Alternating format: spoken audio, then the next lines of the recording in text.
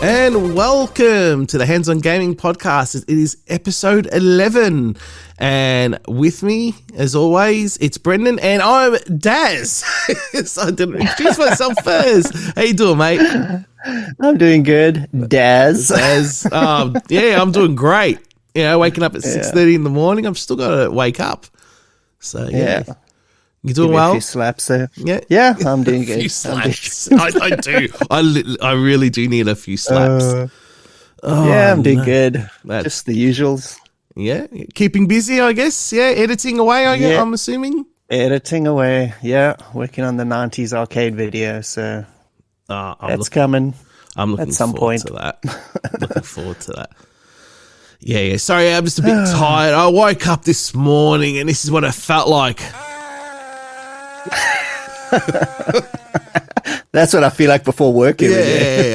It's like, but I'm okay. I got my coffee, so I'm doing all right. Just a quick note. Thanks everybody that tuned in to the C64 episode. It did really well. It pretty much exploded. So thanks everyone again for jumping on. And we're ready to rock. Thanks for all the guests, for all your input and all the. There were so many people. Like across not only the podcast but my video version. Like there were so many guests that participated. We just really want to thank you, all you guys, for just taking the time to chat about it, chat about the old C64. I think it really made those episodes brilliant. It did, and I think the podcast and your video, videos, you could say, they go hand in hand. They work really well together. So yeah, definitely, yeah. So if you're a big C64 fan, I mean, what else do you want? You got all the content you need in the Hands On Gaming Podcast and 64K YouTube channel. Jeez, how's that for a bit of promotion? That's combo. Yeah. Of course, I'm thinking of when you said combo, I'm thinking of what's it called? Killer Instinct for some reason. Combo.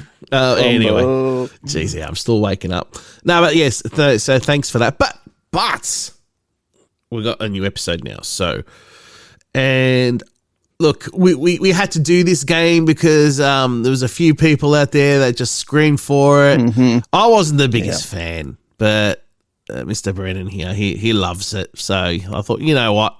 Let's just do it anyway. So the game is, throw Brendan.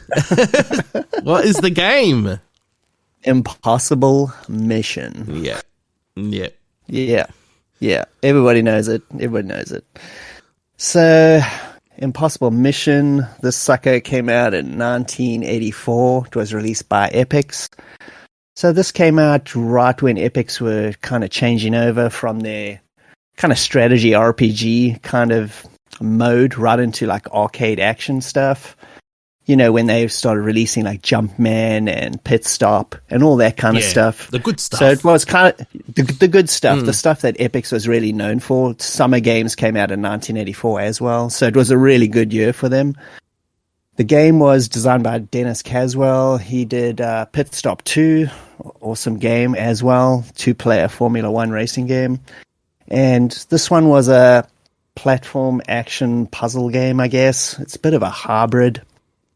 And you kind of play a secret agent that it goes undercover, or not undercover, infiltrates this dude's base, Alvin Atombender, and he's some nutcase that's going to launch some nukes.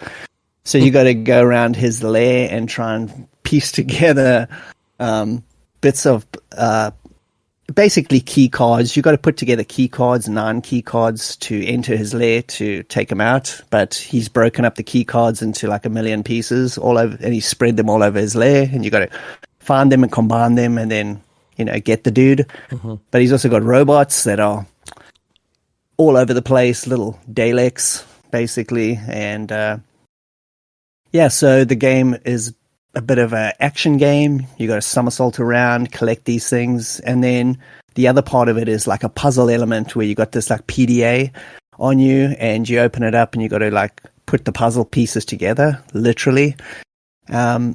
What's unique about this game, I think, is that it takes place in real time. You got 6 real-time hours to complete it. You can't save the game or anything. You just have to go for it. But how it works is the time is obviously ticking down, but every time you die in the game, you lose 10 minutes. So that's the big crunch factor in the game. And also, if you use your PDA to call your base to find out if you got enough puzzle pieces to solve something, you lose time. So you're penalized for all those little things. But overall, the game was received really well back in 1984. I think I don't think I ever read a negative review about it. Everybody I know that played it really enjoyed it. The C64 was the original platform of choice, the original one that came out.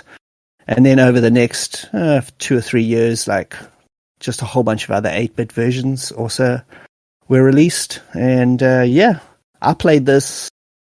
This was one of the... I probably played it in about 1985, I guess. And wow, that's luckily, early. Wow, yeah, oh yeah, I played it not long after I got my C64.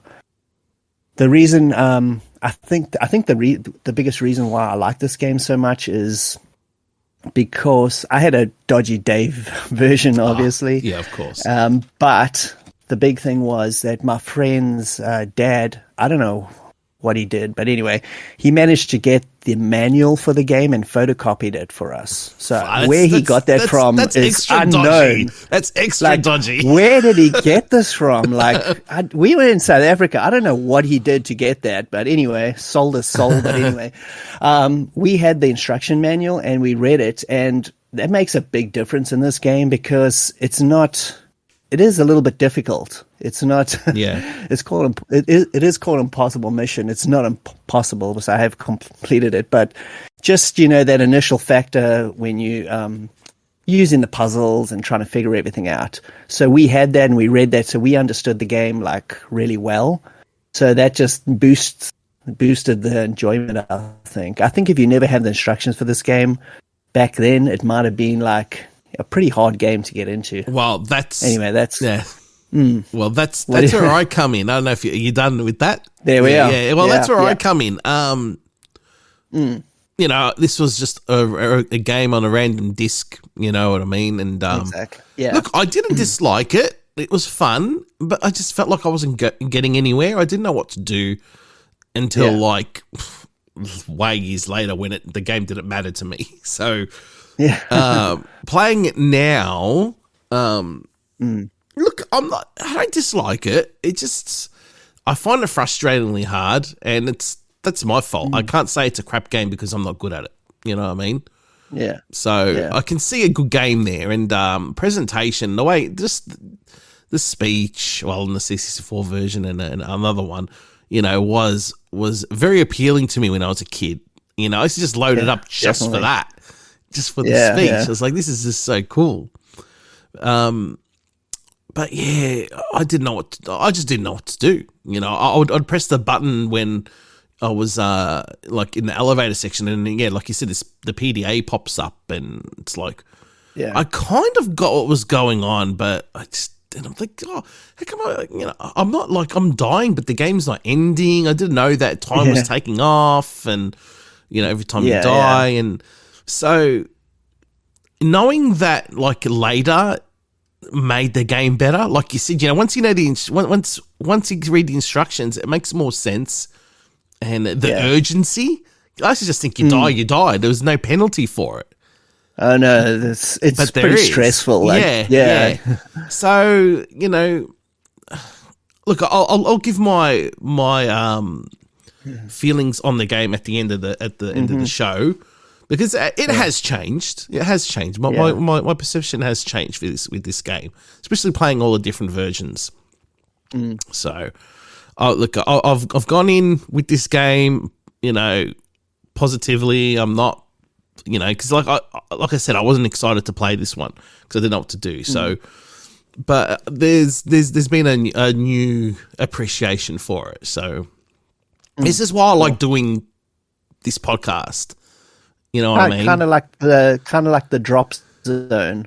Yeah, remember exactly. you were like, I don't want to do that game, but at the end you were like, this is actually pretty good. And I play it now. I do actually. Yeah. Play. To be honest, I love playing the SNES version. The Super Nintendo version is fantastic. It's right? so much fun. I play it. I actually play it a lot now. So so this doing this my has rekindled my enthusiasm for this game. So cool. So we'll get started then. Which one would you like to? Do you just want to go on the 64 one straight away, seeing that's the first? Yeah, let's do. Yeah, totally. Okay. Do you want me to go first? Yeah.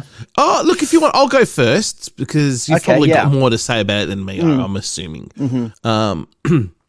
Anyway, so look, after nostalgia kicked in here, it was like, okay, this is cool. They're presented with an okay title screen, nothing special, just with the text and nothing. But I just love how it just starts off with this. Another visitor. Stay a while. Stay forever. So yeah, that always classic. If that doesn't G you up, nothing will, And so it starts off with the speech. The controls are dead on. They are just dead on. The character animation's amazing. And it's funny though, because I remember playing Summer Games before playing this. I'm like, why is the Summer Games guy in here? It's the same dude. Yeah. Where's his torch? He should have a torch. Can throw it at the robots.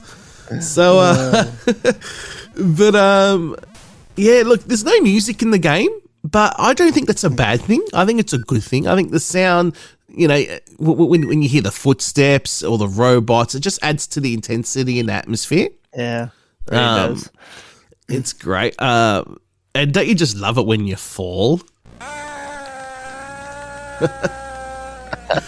It's so love funny. It never gets old. No, it doesn't. That actually reminds me of Beachhead 2 for some reason. Oh yeah, it is. I'm pretty sure it's the same sound. You reckon? The same sound clip. It's so close. Yeah. It's like So it's look. I mean, like again, look. I'm horrible at this game, and I always have been. So look, I do get a bit bored after 10 minutes if I last that long. So yeah, I can't judge the game. Like I said before, I can't say it's a bad game just because I'm not good at it. But for what it is, I think it's well executed, and it's a really good port, even though it is the first one. It's just refined, polished. It's not. You can tell it's not rushed. There's a lot of thought put into it. It's just a polished game, Even though I'm not don't really know what I'm doing. It is impressive, but again, there's another bit that I used to always await whenever I went to a random room and you'd hear this. Destroy him, my robot. It's just cool. It's just cool. It's cool. It is. It's really, really cool. But yeah, overall, look, I did enjoy playing it now, but I think it was more about the nostalgia. It just took me back. But there was another thing I needed to say that I didn't write down, and I can't remember what it is. But that's it for me, Brendan. Yeah, so like I said earlier, I played this in about 1985. I got my C64 round about the end of 1984, beginning of 85. So it was like one of the first bunch of games I played. And yeah, it's very nostalgic. Luckily, like I said earlier, we had the instructions, so me and my friend knew what to actually do in this game. What I always like about it is that the gameplay, like you say, is like really spot on. Like in terms of the action element, like you press that button, you can get those jumps to be precise, perfect. There's no delay. The game is slick. It's very well presented. There's no like bugs. There's no flashing sprites. There's no. There's no there's just nothing. It's very well put together. what I also like, which you didn't mention, is that whenever you start the game, it randomizes itself. That's and what I was I'm not gonna talking say. about. Yes, Yeah, yeah, yeah. yeah. It doesn't randomize the actual rooms themselves, because that would be kind of lame. I don't like it when it does that. It just randomizes the map basically, so Yeah. it puts the rooms wherever. So when you're going down the elevator, you never know which room you're going to be going into, and it kind of gives the game, like, it makes it feel new each time, even though it's really not. It's just the rooms are in different places, but it's still cool. It's just it's a simple little thing, but it's good. The graphics are very simple, but they work. It isn't like overcomplicated. Like in the rooms, you can see everything perfectly. Nothing is like, like overdone.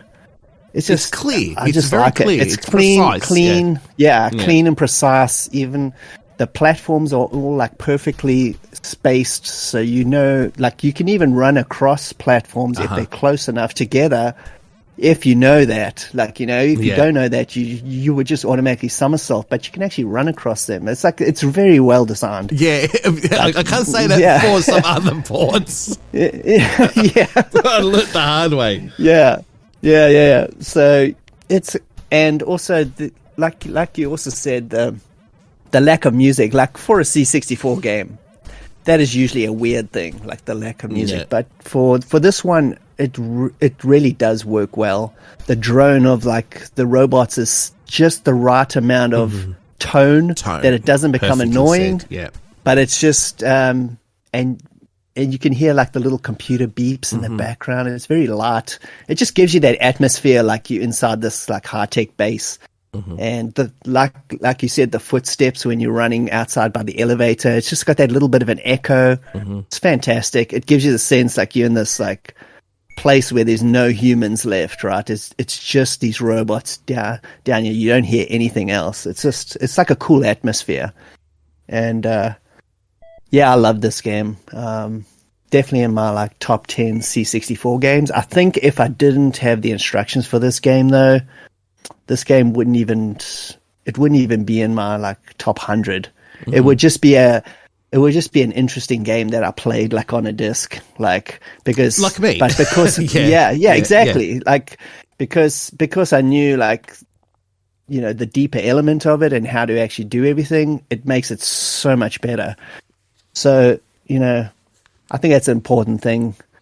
But I did manage to finish this game back in the day, the Commodore version. I actually finished the second one before I finished this one. Really, man? That's this even one, more intense. Oh, no. Yeah, the second one's way harder, but I insane. finished it first. It looks and then nice. I went back and then I finished this one. And it's got a cool ending as well. But anyway, fantastic game. I love it. Question. What's that room you go in and you got to play music or something? Like there's a pattern? that's kind of like a... Why does that happen? It's basically a bonus room. Oh, so okay. if you can get the follow the tune or whatever, you can get the items, I guess, that you can use in the computer to disable the robots. Oh, You can okay. get spare ones. You can hack those computers, and you can select like freeze the robots or reset the elevators. The elevators and stuff like that. Yeah. You can get bonus items there. So it's to your benefit to go in there and just mess around. You might get one or two extras, and then you can use them in the next room. Just freeze the bots or whatever. Yeah, because I was doing them, and it was saying, I got them, and then it got to a point where it's like there was five blocks I had to do in the right order, and I did that, and it didn't do anything. I'm like, why are you stopping? Give me more stuff. Give it to me. And I can't remember if there's a point where you can actually stop. As far as I remember, it just keeps going on, but I don't know. I can't remember. Yeah, but okay. It's like bonus item. Oh, fair enough. So overall, it was a good port. You're happy with it, obviously. Oh It's in your top 10. So it's top stuff. Yeah. Okay. Well, look, as I said, this is the only one I ever played back in the day. So this is now we're going to unknown territory. We'll go Amstrad CPC. Did you want to go first, or you want me to? Yeah, I can go first. Okay. Yeah, so this, yeah. My god. So besides the C64 version, the Wii version that was released like obviously many years later is the only other one that I've ever played. So all these other ones are just mysteries, complete mysteries. So this one, I was I don't even know how to talk about this one. All right, you want me to go then? You want me to go first then? I'll go first and you can work off me, sure. All right? Because, all right, so I never played this version, like I said. So, I loaded it up. I go, okay, title screen. But that's just a title screen. Let's use joystick or keyboard controls, which is nice, because keyboard works with this game, I think. Yeah. I liked the colors. I think the colors are really nice, but controls are just stiff. Sound was just flat. It was just had no life in it. It was just nothing. Not good. Character animation was terrible. Absolutely, it's like there was no love put into this at all. Main character runs with his back straight. It was just awkward. It actually reminded me of Pitfall Harry. Oh yeah. Had that, he's got that posture. Yeah. So, listeners, if that's probably the best way to explain it. He just looked weird. Jumping just doesn't feel right. Going up and down the elevators was the worst part. It was a chore. Yeah, it's like you really have to position yourself perfectly on the elevator to go up and down. It's just this game should have been fine on the Amstrad. It doesn't need scrolling. Yeah. So there's no excuse to why this is as bad as it is. It's absolutely terrible. If I had a CPC and this is the only version that I ever played, I wouldn't even like it either. You know what I mean? No. It's just crap. Yeah. It's not good at all. Only thing I give it is the colors. I think the colors look nice. Choice of colors are fine, but everything else is absolutely dire. It's an absolutely terrible port. Especially after playing the C64 version, it just does not compare. It's terrible. It's just a shame. Like I said, this should have worked on the Amstrad, no problem. Yeah. Yeah, well, I'm glad you kind of said that because like my experience with an Amstrad is limited, so I got to just base it off whatever I'm playing. Like, does it feel good? Whatever. This did not feel good. It's clunky to play. The animation is just bad. The animation almost feels like an Atari 2600 game. Like it's that bad. Like you are Pitfall Harry, pretty much. Yeah. Good old Pitfall Harry. Yeah. I mean, it shouldn't be this bad. Yeah. There's no reason for it. Besides the people that just couldn't care less who were converting it. The sound is awful. It's just terrible. Obviously, there's no voices in this game. It's just that's right. Yeah. A few sound effects, which I don't even know whether I'd even consider those sound effects. But the jumping feels awkward. It doesn't feel like it. It's not smooth. It doesn't feel like you. This game is awful. Yeah. The elevator part is just annoying. I think that's the worst part. Exactly, you said it's so annoying. Overall, I wouldn't even. If you're a Spectrum owner, a classic Spectrum owner, and you play this game, then I would. Spectrum. If you hated it, I would be like, "Yep, I agree with you." They said Spectrum. Spectrum owner. Oh, did I say Spectrum? Yeah. No, Amstrad. Force of habit. Yeah. Oh, nasty. Burn. Amstrad owner. Sorry. Yeah. And it's. The Amstrad deserve way more than this. It's capable of doing this game pretty well.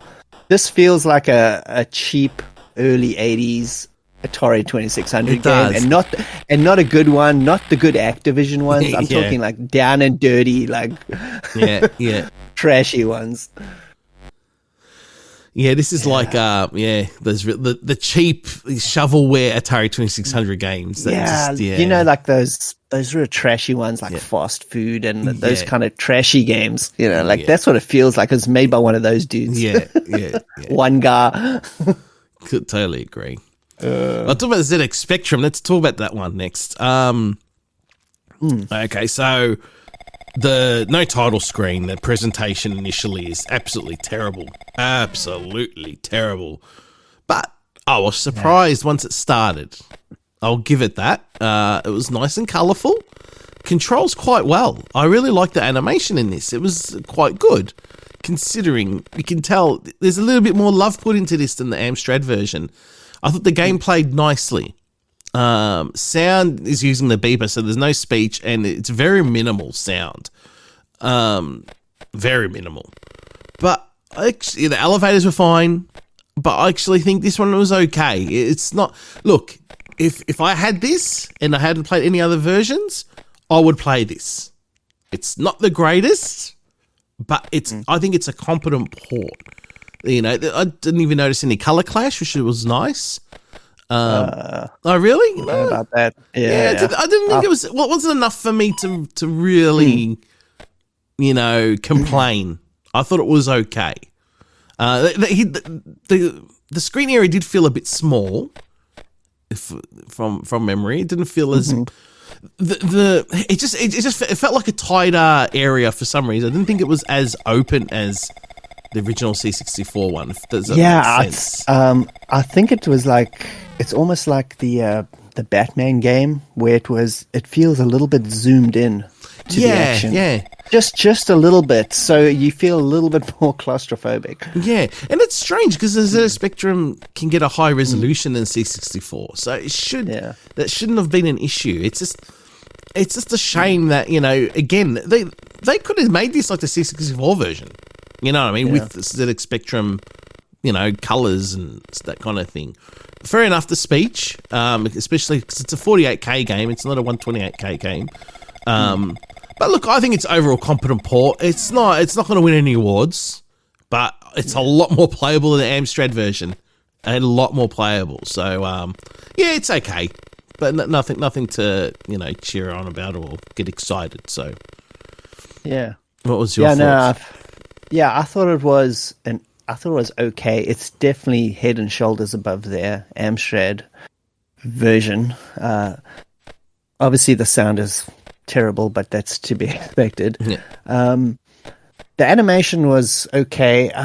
For me, the main character, I don't know whether you noticed this, because I used to play that James Bond game, View to a Kill, a lot.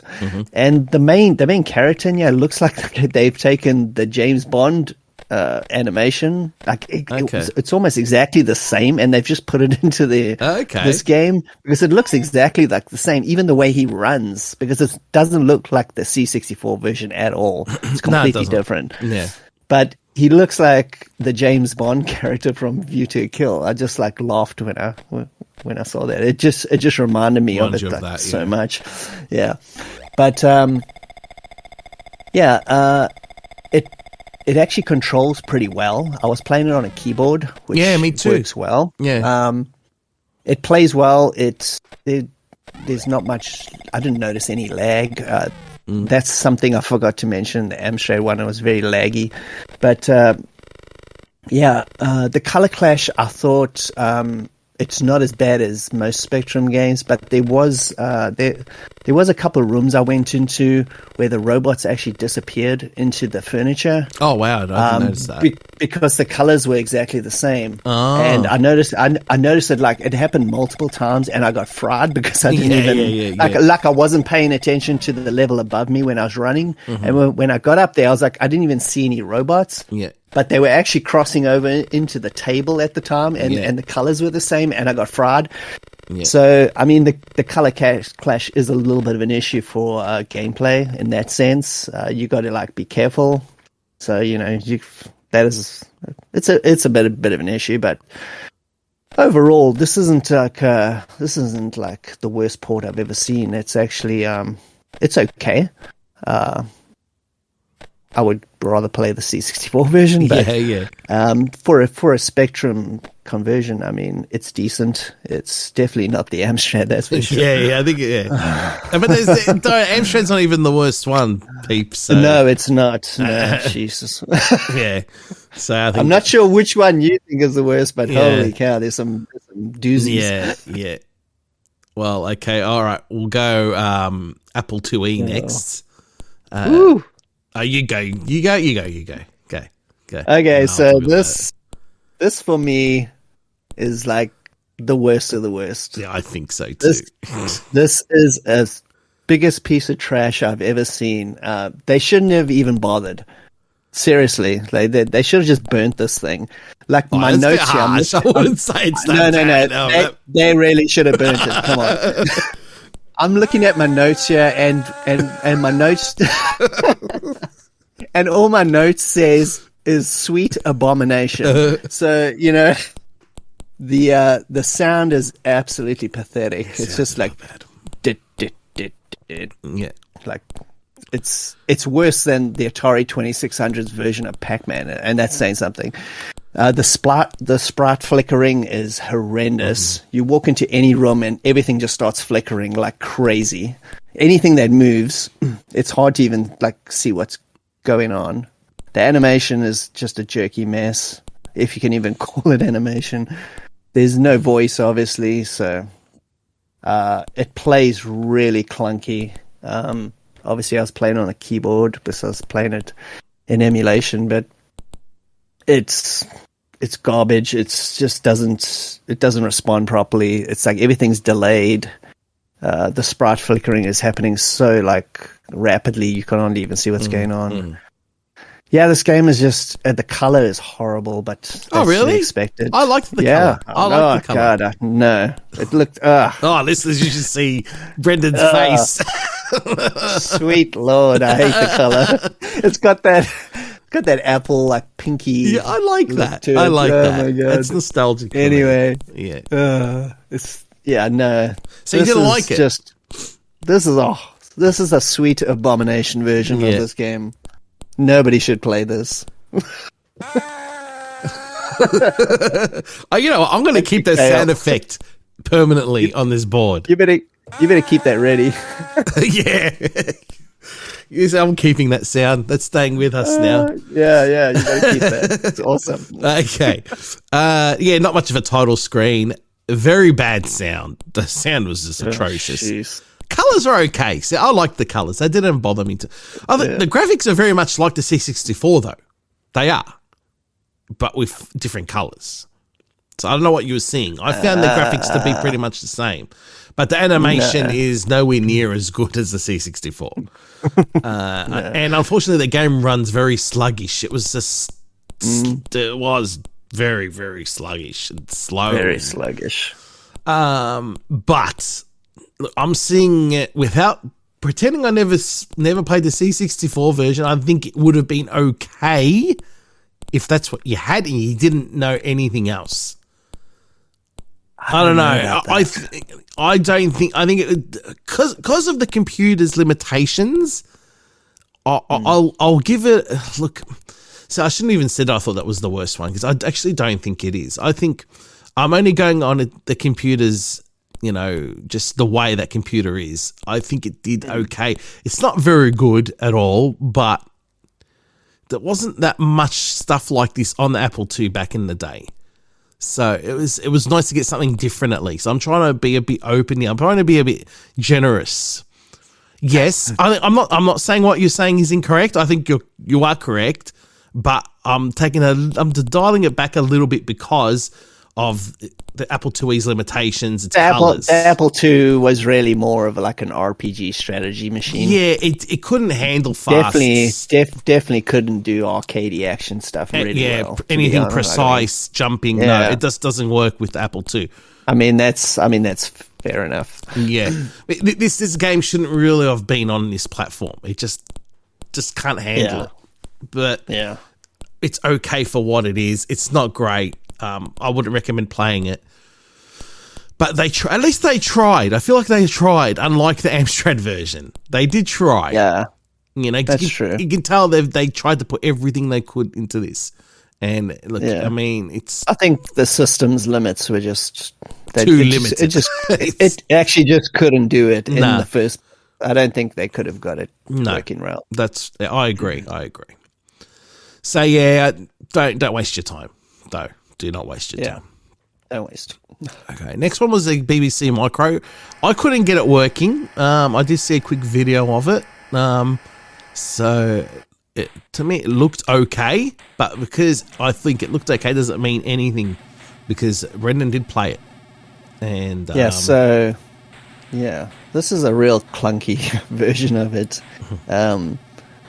The biggest problem with this game is definitely the controls. It's very, very delayed and sluggish. It feels it kind of feels like the Amstrad one in a sense, but way, way worse. It feels a lot more delayed, and I thought it could have been emulation, but I did double check that to check out any reviews, and it seems to be the consensus. So yeah, the somersault animation, I just had to mention this, is really bizarre. He does the somersault, and then it looks like he's going to fall over and hit his head. It's got like a weird. It's got this like weird little twitchy thing at the end where he falls forward a bit. I don't know what they were thinking. It just looks bizarre. It'll throw you off, wouldn't it? Yeah, it throws you off. Yeah. The hit detection on this game is really bad. You can be like you can do a good jump, like fairly good distance away from the bots, and you get fried. And I was like, jeez, wasn't even anywhere near that thing. But and the sound is terrible. But I mean, this computer is really limited. I mean, if you think about it. So this is you could think of this as another case of like an Apple II. It's just, could this game even do it in the first place? I don't think it really could. I know the BBC Micro had it could do like wireframe graphics, like Elite, that kind of stuff. It could do it pretty well. But I don't know about this kind of game with this kind of graphics. Maybe it just couldn't do it. But anyway, I honestly think it could. I reckon it's think it could? lazy. Yeah, I reckon it's lazy. You think they just couldn't be bothered? Yeah. It is a clunky port, so yeah. I don't know who did this port, but it definitely didn't do the game justice at all. Fail. All right. Things start getting interesting here for me. Which version? The Atari 7800. Okay, yeah. Right. This is such a weird one. It is. It's very weird. Presentation was okay. I think the game looked really nice. I liked the way it looked. I totally agree. It was surprisingly good. Yeah, I liked the change up in the graphics. Robot animation, man. The robot animation is really good. The robots look awesome in this. They do. Really, really good. They changed the look of them, but the animation is so precise. Yeah, the main guy looks weird. I have to admit. Yeah, he looks very not as strange. good as the C64. Yeah, no. He looks very strange. But the controls, are great. But the sounds. Oh, the sound. Now this guy, remember this. The 7800 has the 2600 sound chip in it, and it does not do the game any favors. Now this is what happens when you walk into a room with computers and robots. Okay, now just listeners' discretion. This might be a bit loud, so I'll give you a second maybe to turn it down a little bit. I'll try to be a bit cautious here. Okay, so here we go. This is what you hear when you walk into a room with robots and you walking and the computers.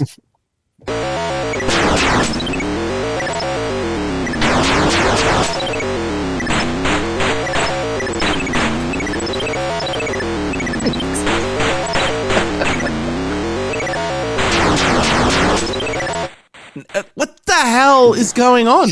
Holy moly! That just doesn't it sound like a Berserk or yeah, it totally sounds like Berserk or a shmup or something.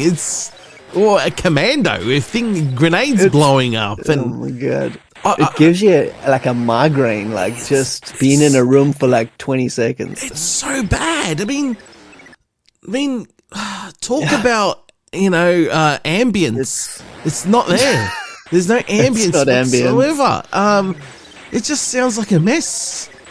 My recommendation is if you want to play this version, turn the sound off and load up Spotify and play some music over it. Yeah, because the game plays well, but the sound is just absolute trash. I don't understand. I mean, this game doesn't need much sound. They didn't have to do that. I don't know why they went over the top with like everything. It's like just murders it. It's just what? Really? Come on. That's insane. It's got that Activision. It does. But that Activision sound like is charming because it only usually happens once a level. But in this game, it's like it's there like every second. And you're just standing there. You're not doing anything. That's the thing. Yeah. It's just ridiculous. Anyway, look. I mean, it plays well. It's actually a good game, but the sound is just turn the sound off. It's ridiculous. They should have did what Lucas Games whatever did with Ball Blazer and put their own chip in. Put their own sound chip because it's just really bad. Sound is just a joke. Yeah. Anyway, Brendan. This was the most surprising version for me. Like, I honestly thought this was going to be the worst one, and it turned out to be like a good surprise. I actually enjoyed it.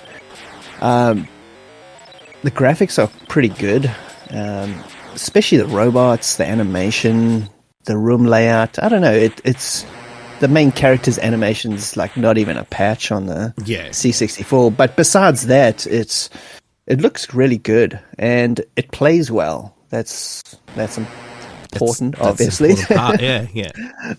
But yeah, the sound, man. Wow, I just couldn't. It's insane. Like, you go into the room and you're just like, what is going on here? You can't even like concentrate on jumping because you're just getting insulted. Like, it's true. It's like it's slapping you in the face. You can't even concentrate. It's like so ridiculous. I've never played a game where it's done that to me before. Like, it throws you for a loop. It's crazy. Like, yeah, it is. It's pretty nuts. And why did they decide to do like multiple? It sounds like multiple layers of sound, but that's all just mashed on top of each other.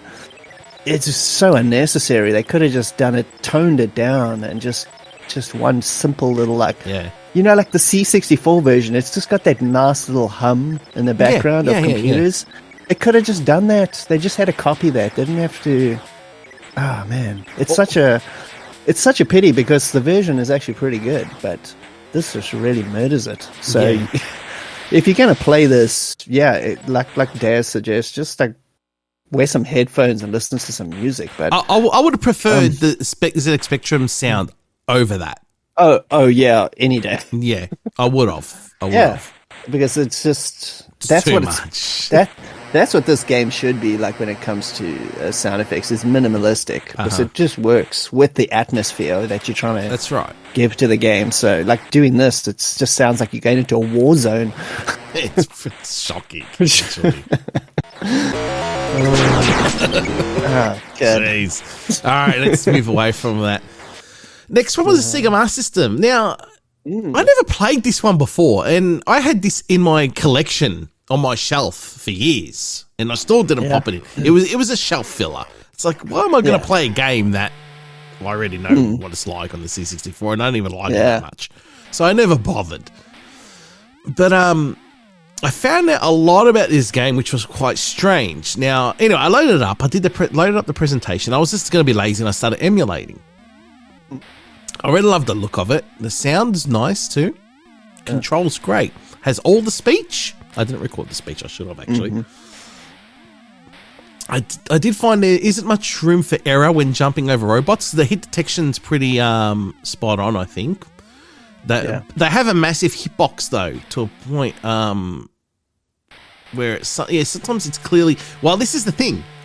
This is where my review's a bit funny. Okay. I found that if you can be clearly away from the robot and you still die. Okay, I know what you found with this.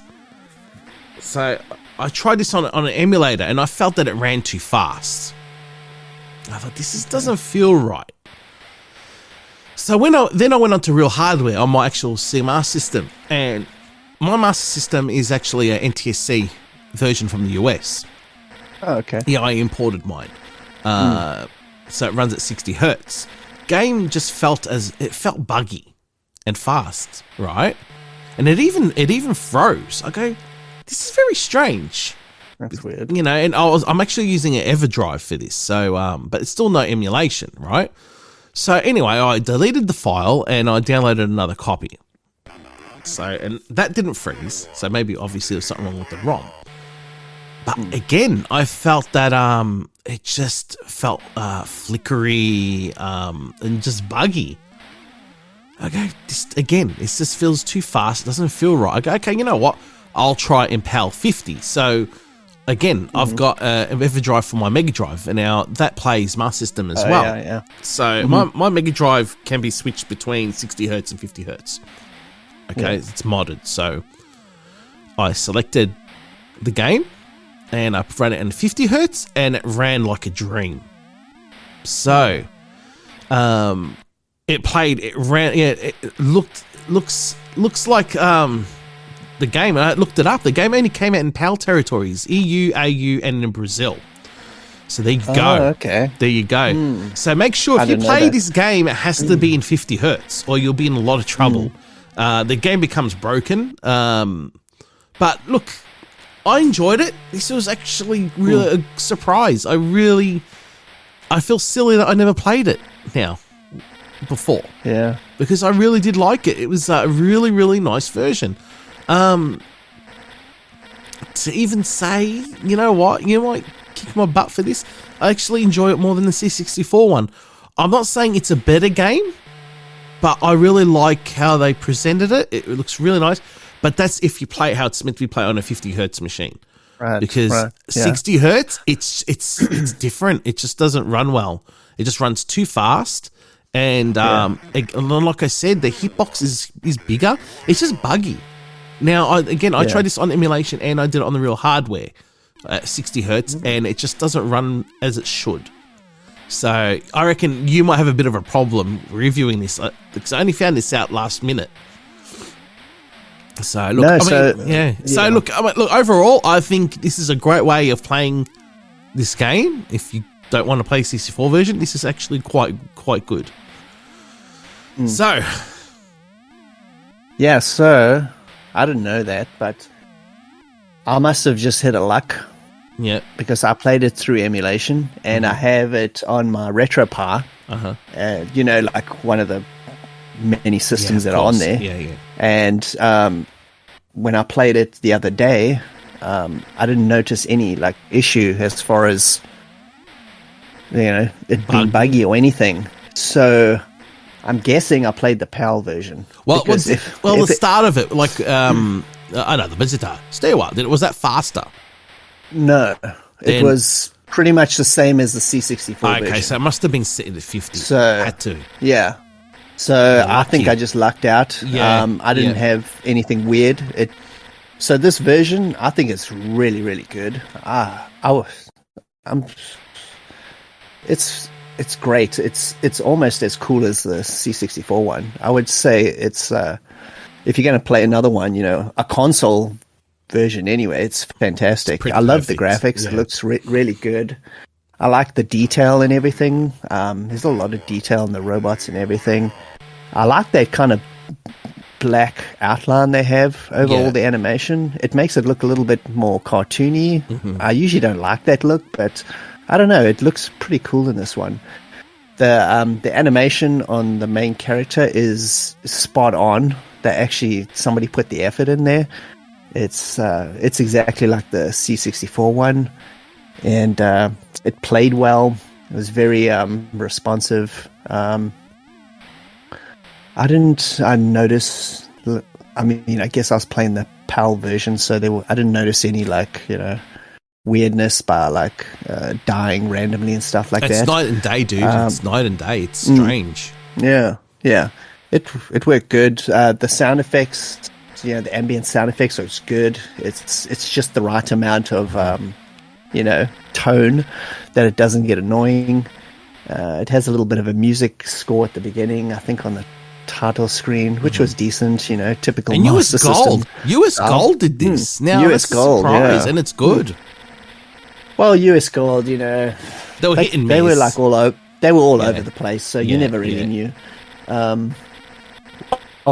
Obviously, when they worked with tier text, it went all to hell. But you know, the other stuff is, you know, it could be good. It wasn't all bad. But I really like this version. I think it's definitely a one I'd recommend to somebody to play. It's very slick. Totally. They actually put the effort into it. And the one thing I must mention though is the cover for this game. It always makes me laugh. It's terrible, isn't it? It's terrible, man. It's one of the worst covers. The guy somersaulting, like all the weird animation on the cover. It just looks awkward. I don't know who like if you're gonna make a cover, you got to get somebody that actually knows how to draw. Yeah. Like, Hey, you know what's anyway, funny? It's got always made big me laugh. US Gold at the top of it Yeah. too. Like it's good Yeah. that it's made by US Gold. It's like, Yeah. well, I probably wouldn't have Like, put that there. well. Yeah. So this version is awesome. I like it. Yeah, they did really well. I was quite happy with it. Yeah. I wonder. I should have checked who actually. Oh, but it's actually developed by Epyx. There you go. Oh, it was. So there's I some didn't love know in that. there. There was some love. Oh well, that explains everything. Yeah. That's pretty weird because Epyx are a US company. Why would they make it only for PAL? Strange. Well, there was some Japanese game made that only came out in Europe on the Master System, like that's Kid in true. Shinobi World. That's not out anywhere else. Yeah, that's some odd choices. Like as to what region got what. Well, being from Australia, Master System was massive here, dude. It was massive. It was massive here in Australia, Brazil, and Europe. It was the that's NES. true. The NES. Look, the NES was popular here, but the Master System destroyed it. Yeah, So we were lucky here. Yeah. interesting. Yeah, so there you go. Lucky last. The new version, you could say, or you could say it's a remake. Yeah. Sort of. Yeah, it is. Sort of. It's a bit of a We thought a thing. Yeah, we thought it was worth mentioning. yeah. We have to mention it. There's a version that came out on the Nintendo DS, PS2, and the Wii. It was a budget release. It wasn't. Yeah, It was just a really cheap. But came out on the Switch also recently. I did too. Yeah, you're right. Yeah. It's actually quite good. I'll give a quick rundown. I reviewed the Nintendo DS version. I have played the others years ago. Yeah, What year did it come out?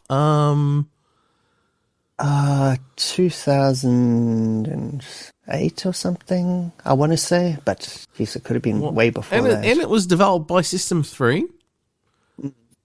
Oh, it came They out on have the- PSP as well. Came out on the PSP as well. Oh yeah, PSP. Yeah. Yeah.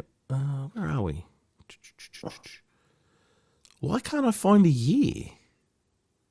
I think they all came out at different times though. It definitely wasn't all at once. Probably, as I'd far as I say remember. Probably PS2 version probably would have been the first one, I reckon. Probably, yeah. Yeah. Oh wow! I went on System 3 website to check it out. This content requires Macromedia Flash Player. That won't even load. System 3, you need to update your browser. Wow, goodness. that's insane. That's crazy. Anyway, all right, I'll get started with it. DS version obviously has two screens, which is great. The top screen is the gameplay. That's cool. The bottom screen is like your map and that kind of thing. Great presentation, great sound. Look, to me, it plays like the original, and it has three modes. You got new, which is updated graphics of everything, characters and all that. Then you can play the original graphics, which is cool. And then there's a mixed version. So you've got like the new backgrounds, but the characters from the original. So that's cool. Also, there are 3 different characters to choose from. Some male, you can pick a male who looks like Neo from The Matrix. Such a blatant clip art rip. Yeah. There's a female, and then there's a robot. But I found that they all seem to do the same thing. I don't think there was any difference. I didn't find any difference. It was just a different skin. That was pretty much it. All the speech was there, from what I could tell. It was just redone. Mm-hmm. I really like this. This is a nice little throwback, I think, and it's done really well. System 3 did really well with this. It's not so much an update that it just changes everything. Yeah. I think they just added a few little bits, like the characters and, just the different kind of graphic styles that are mixed together. It's nice. It's you can tell it's more of a homage to the original, and I think they did a great job. It's a lot of fun. Yeah. What do you think? I found it a bit of a mixed bag. Okay. I played the Wii version though, so it has Wii controls where they try to force stupid things on you. Like movement. Yeah. Oh, really? Anyway, there's different modes you can choose, but the controls on the Wii are really all over the place. So the good thing about this is I really like the new mode, like the new look, like kind of the updated graphics and all that. You got the 3 characters which just make me laugh every time I look at them, like Neo, and you got this woman that blatantly looks like a female wrestler. I just can't think of her name. I think they took clip art from that as well. I'm surprised they didn't get sued. But anyway, and I'm not a and the robot. Guy, so, yeah. The robot looks like the freaking robot from Alien Storm. I was going to say that. Yes, yeah, you're right. Yeah. You're right. Yes, I think they just ripped off 3 characters. Didn't even and called it a day. But so that version of it, the new one, it actually is pretty cool. It plays well. It's simple. It does what the original does. Everything, the animation's great. Sound is good. I like it. The other 2 versions, they seem a little bit pointless to me. What's called the C64 version, I think. That's not even the C64 version. I don't know what the hell they were doing. It's blatantly not it. It's horrible. It is absolutely horrible. Like the graphics, it looks like they've taken a bunch of literally taken clip art and just pasted it on something. It's weird. Okay, well, it must look different on the DS because it's a smaller screen. Yeah, so. dude, it looks horrible, and I don't understand why. Why didn't they just emulate it? Yeah. On the disc. I mean, I don't understand the reason. They actually completely remade it, but it's just strange, and it's got all the new game sound instead of the C64 game sound as well, which makes it even more bizarre. So is it the classic version on there? Yeah, the classic. It's horrible. It's not the it even says on the back of the box, because I got the original, yeah. Okay. It says C64 version included. It's not the C64 version. It's not even close to it. It's like some unholy mutation. Unholy. But, and the other version, I don't know, just... Is that what you were doing when you played it? Were you shaking your fist in the air? I was like saying, destroy him, my robots. I love it. But, I'm sorry, I just love it. It's so stupid. Yeah. And that other dumb version that they got on there where it's just it's supposed to be putting the Commodore character over into the new graphics, but they still use the clip art weird one. So it's not even the Commodore character in there. It just makes it completely pointless. Yeah. It's what am I doing here? Yeah, I just play the new version. That's it. There's no point. Yeah. I'll just play the 64 but anyway, version. If that's so if you play that, if you just play the new version, it's pretty cool. And like you said, also it was a budget game. I even remember buying this brand new for really cheap in the shop because it was like a budget game. Yeah. So it is what you get. It's like a old Codemasters thing, like a £1.99 deal. Yeah. So you get what you get. but just don't play the other versions. And if anybody says that's the C64 version on there, that's a load of nonsense. It's not even close. Yeah, Yeah. die. Yeah. Oh, wow. Well, there you go. Wow. You know what? I came out of this appreciating the game more. So there you go. I might actually play the Master System version and see how I go on 50 hertz. That's a really good one. So that was a strange that really threw me back. And I couldn't find anything online regarding this. I mean the odds of it just happening on one thing is like fair enough, but two things, like two different systems, and they acted similar but differently. If that it was just buggy on both. So and again, I did change the ROMs and that kind of thing. So, but the game just does not play right in 60 hertz. It's quite strange because I haven't experienced anything like that before. But with a Master System game, anyway. Yeah. Yeah, You know that's what I mean? weird. Because if you chuck on, for example, I'm digressing here. Like for example, Sonic the Hedgehog, right, on the Mega Drive. Yeah. We grew up here with 50 hertz PAL, right? Yeah. Did you? Yeah. Was yours? Yeah. 50? Yeah. Yeah. This is fine. This plays great. And then when you play the 60 hertz version, it's like, wow, look how slow we played this game. You can even you hear it in the music.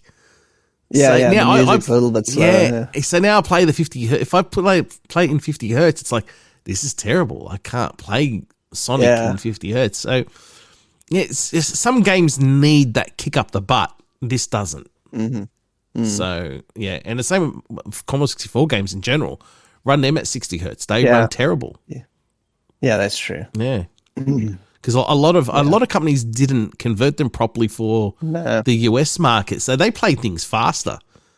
Yeah, US Gold were famous for that. They actually didn't bother doing the conversion thing. They just shipped their games across. Well, there you go. This just proves it. Yeah, that's another example. Yeah. There's a lot of games like that. Yeah. Okay. I'm going to ask you now. Don't say C64. Let's just pretend that didn't exist. Okay. Which one was your favorite version besides the C64? Because I think it's only fair because it's the C64 is obviously the best version, but besides the Master System. Yeah. And sorry, what he said there, that is the best one. Yes, I agree as well, but it's not coming from a rose-tinted glasses. This is actually that is actually the best version. It is the best version. It's the original and it works. So yeah.